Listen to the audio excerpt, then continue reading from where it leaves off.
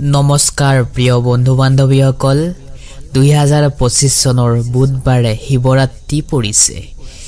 এই দিনাই মহাদেৱৰ প্ৰিয় পাঁচ ৰাশিৰ কপাল ফুলিব।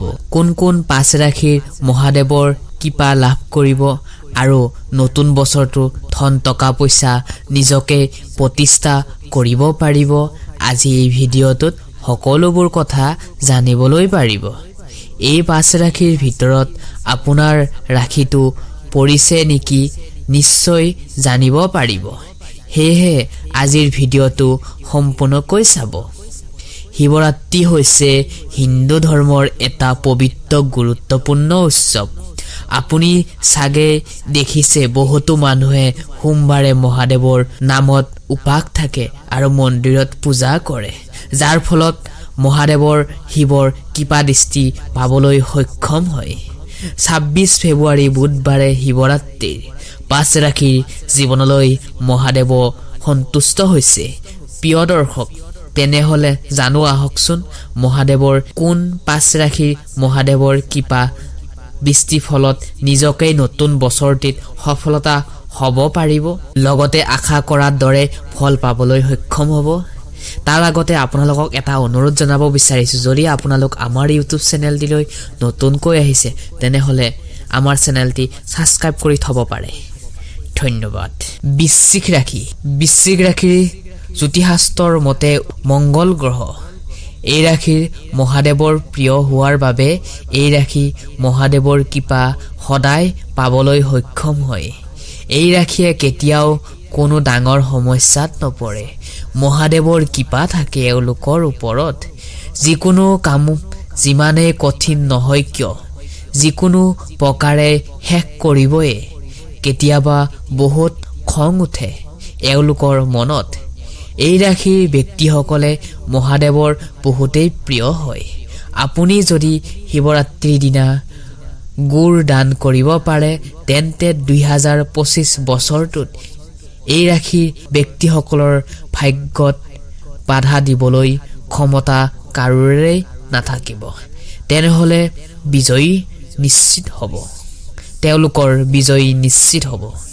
আপোনাৰ মাজত যিকোনো সমস্যা চলি থকা সমস্যা সমাধান হ'ব আৰু আপুনি মানসিক শান্তি পাব। দাম্পত্য জীৱনৰ সুখ বৃদ্ধি হ'ব।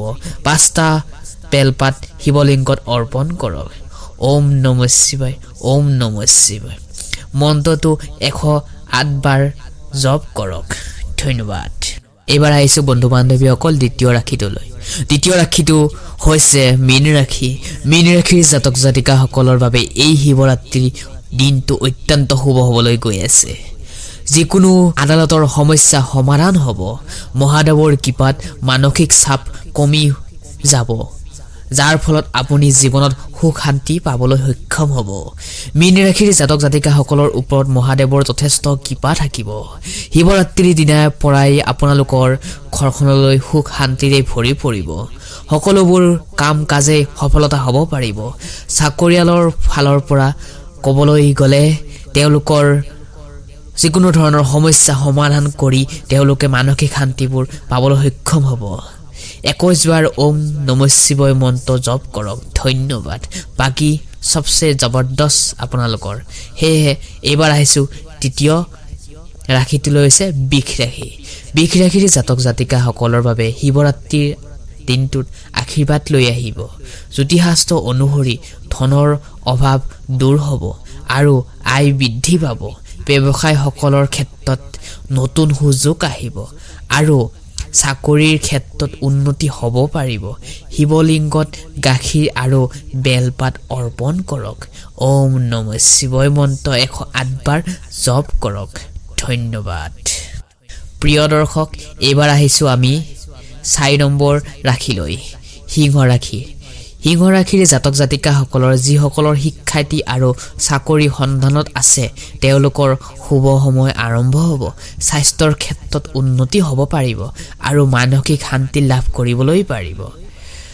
ৰাতি শিৱলিংগত চন্দন আৰু গংগাজল অৰ্পণ কৰক ছাত্ৰ ছাত্ৰীসকলৰ শিক্ষাৰ ক্ষেত্ৰত যথেষ্ট সফলতা পাব মহামৃত্যুঞ্জয় মন্ত্ৰ 21 বাৰ জপ কৰিলে কৰ্ম জীৱনলৈ উন্নতি হ'ব পাৰিব এইবাৰ আহিছো অন্তিমটো ভাগ্যৱান ৰাখি হৈছে মহাদেৱৰ ধনুৰাশিৰ জাতক জাতিকাসকলৰ বাবে এই দিনটো এক পবিত্ৰ দিন হ'বলৈ গৈ আছে ধন সম্পদৰ ক্ষেত্ৰত আপোনাৰ যথেষ্ট আয় বৃদ্ধি হ'ব যিসকলৰ বিদেশত শিক্ষা আৰু চাকৰি সুযোগ বিচাৰি আছে তেওঁলোকৰ কাৰণে শুভ সময় মানসিক শান্তি আৰু ধৈৰ্য বৃদ্ধি পাব নতুন সুযোগ সুবিধা লাভ কৰিবলৈ পাৰিব ঘৰলৈ অৰ্থ অহাৰ যোগ দেখিবলৈ পোৱা গৈছে আগতে যদি ৰৈ আছিল যিকোনো ধৰণৰ কামৰ সমস্যা শিৱৰাত্ৰিৰ দিনটোৰ পৰাই সমস্যা সমাধান হৈ আপুনি